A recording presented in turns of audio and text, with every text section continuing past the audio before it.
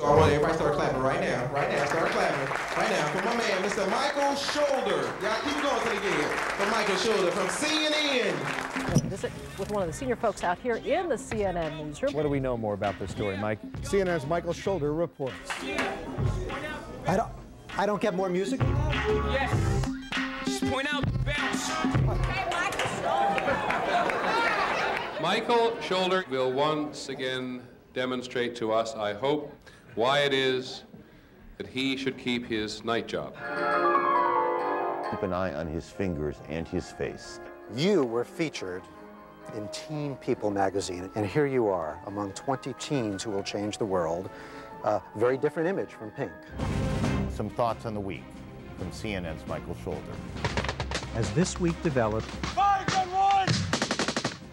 scenes of battlefield bravery and blood, scenes of Marines carrying wounded Iraqi soldiers to safety with the same sense of urgency that they show one of their own. Eating their way through New Orleans. Now, let me ask you something, because I'm looking at this bait station here, and if I'm a smart termite, I'm going to say that does not look like wood to me. They're blind. Well, once they, is that right? Oh, absolutely.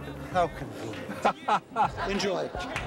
My name, in case you missed it, is Michael Schaulder, and in addition to being a senior executive producer at CNN, I do my own on-air reporting. His name is Long Long.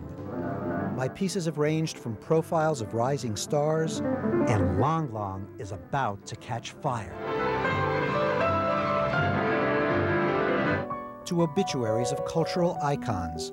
When she got one of her first jobs at a bar in Atlantic City, the manager told her, "We don't need a pianist, we need a singer." I love you, Porky, don't let them take me. And so she sang.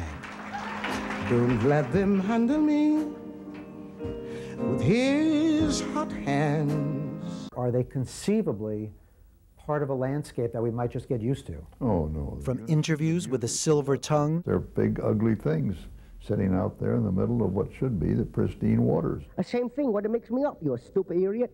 To reflections on the foul-mouthed. I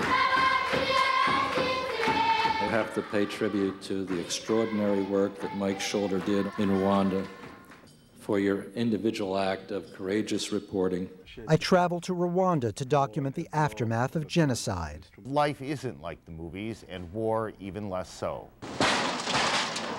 As this week developed, I distilled our network's Iraq battle footage to try and clarify the lessons of a war. Perhaps if the Americans had been able to communicate in Arabic, it would have lessened the fear. And introduced our audience to heroes on a different front. Careful not to touch any surface where the virus might live, Dr. Buckley enters the war on SARS.